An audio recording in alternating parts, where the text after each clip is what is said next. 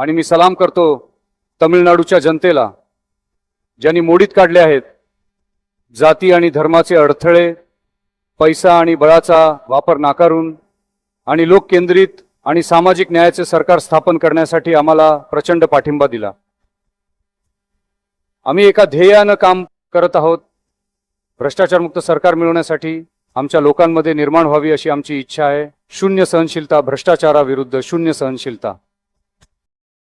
आणि आम्ही अधिकाऱ्यांना आणि तमिळनाडूच्या जनतेला आवाहन करतो की आपले राज्य भ्रष्टाचारमुक्त करावे। इनकी तमिळनाडू विधानसभेचे अध्यक्ष महोदय,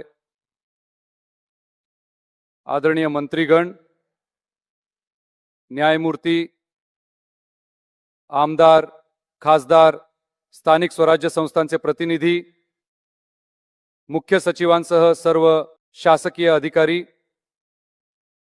आपल्या मातृभूमीच्या स्वातंत्र्य लढ्यात सहभागी होऊन आजही हयात असलेले स्वातंत्र्य सैनिक, सध्या कौटुंबिक निवृत्ती वेतन घेत असलेले स्वातंत्र्य सैनिकांचे वारसदार, डीजीपींसह सर्व पोलीस अधिकारी, त्रिदलांचे अधिकारी, जवान, विशेष अतिथी, आज या स्वातंत्र्य दिनी किल्ल्यावर ध्वजारोहण पाहण्यासाठी आलेले नागरिक आणि हा स्वातंत्र्य दिन साजरा करणाऱ्या माझ्या मनात वसलेल्या तमिळनाडूतील जनतेला, विद्यार्थी विद्यार्थिनींना, सर्वांना माझ्याकडून स्वातंत्र्य दिनाच्या हार्दिक शुभेच्छा। मी माझा नमस्कारही व्यक्त करतो। आपले प्राण, मालमत्ता, आयुष्य सर्व काही गमावून आपल्याला स्वातंत्र्य मिळवून देणारे आपले स्वातंत्र्य सैनिक, त्यातील प्रसिद्ध असलेले आणि ज्यांची नावे माहीत नाहीत अशा सर्वांना, किंबहुना त्या प्रत्येकाला वैयक्तिकरित्या माझे वीर वंदन।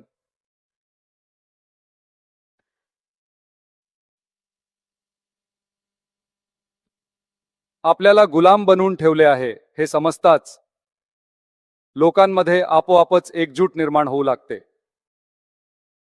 सर्वजण एकाच प्रकारे विचार करून एकत्र येऊ लागतात। अशा एकत्र येण्याच्या ठिकाणीच जातीची बंधने तुटतात, धर्माची भिंत कोसळते, भाषा, वंश यांसारख्या सर्व गोष्टी मोडून पडतात।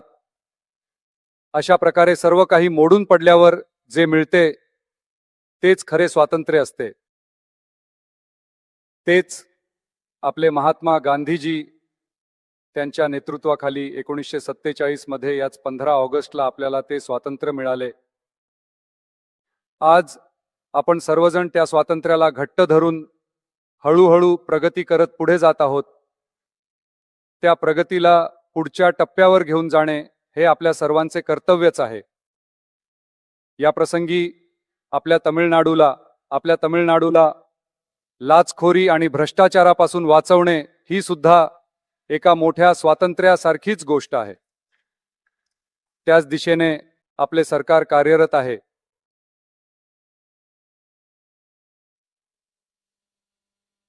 आणि पण या 386 वर्षे जुन्या किल्ल्यावर इथे वर येऊन या 80व्या स्वातंत्र्य दिनी आपल्या देशाचा राष्ट्रध्वज फडकवून आज या समारंभात मला बोलण्याची संधी दिली आहे, त्याबद्दल जगभरातील माझ्या तमिळ बांधवांचे, तमिळनाडूतील जनतेचे आणि जेनजीच्या तरुण सिंग सेनेच्या सहकाऱ्यांचे मी मनापासून आभार मानतो।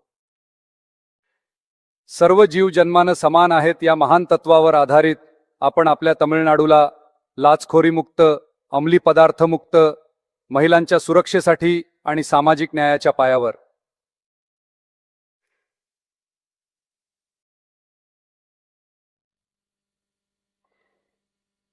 एक पारदर्शक, सत्य आणि प्रामाणिक प्रशासन म्हणून चालवत आहोत. सार्वजनिक जीवनात तडजोड अजिबात नसावी. लोककल्याण हीच सर्वात महत्त्वाची गोष्ट आहे. याच आधारावर तमिळगा वेत्री कळघम सरकार कार्यरत आहे.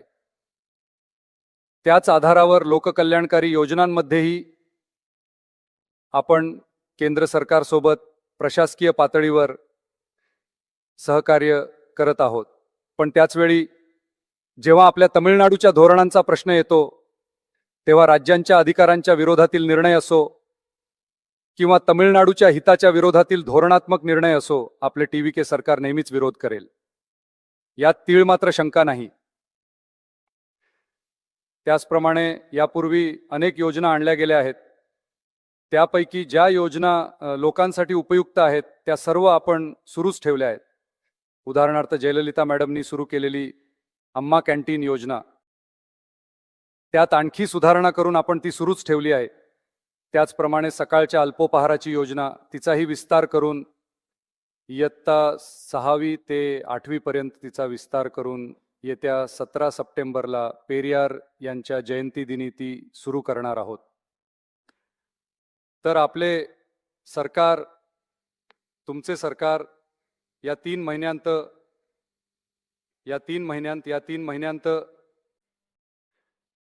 महिन्यांत शेतकऱ्यांचे 5092.23 कोटी रुपयांचे पीक कर्ज माफ करण्यात आले आहे. कुरुवई शेती पॅकेज योजनेसाठी 134.83 कोटी रुपये देण्यात आले आहेत. केंद्र सरकारच्या निधीसह 12,642 कोटी रुपयांची 125 दिवसांची रोजगार हमी योजना आणि 18,123.05 कोटी रुपयांची जलजीवन पेयजल योजना कार्यान्वित करण्यात आली आहे. आरोग्य क्षेत्रात सेवेसाठी नलम AI ॲप आणले गेले आहे. पेरारिग्नार अण्णा यांच्या जयंती दिनी म्हणजेच 15 सप्टेंबरला 755.83 कोटी रुपयांची मामा सोन्याची अंगठी योजना सुरू केली जाणार आहे. लोकांच्या वाहतुकीसाठी 127.21 कोटी रुपयांच्या 300 नवीन बसेस देण्यात आल्या आहेत. तमिळनाडूतील दारूचे व्यसन कमी करण्यासाठी पहिल्या टप्प्यात 717 टास्मॅक दुकाने बंद करण्यात आली आहेत. पारदर्शक प्रशासनासाठी आधुनिक तंत्रज्ञानाचा वापर करून संगणकीकृत प्रशासन कार्यरत आहे. यापूर्वी कधीही न झालेली विना कर्मचारी दस्त नोंदणी पद्धत कार्यान्वित केली जाणार आहे. मंदिरांच्या जमिनींची मोजणी करून सर्वांना दिसेल अशा प्रकारे ऑनलाईन अपलोड केली जात आहे. महसूल विभागातील सर्व प्रमाणपत्रे 15 दिवसांच्या आत दिली जात आहेत. लाचखोरीची तक्रार करण्यासाठी नवीन व्हॉट्सॲप क्रमांक जाहीर करण्यात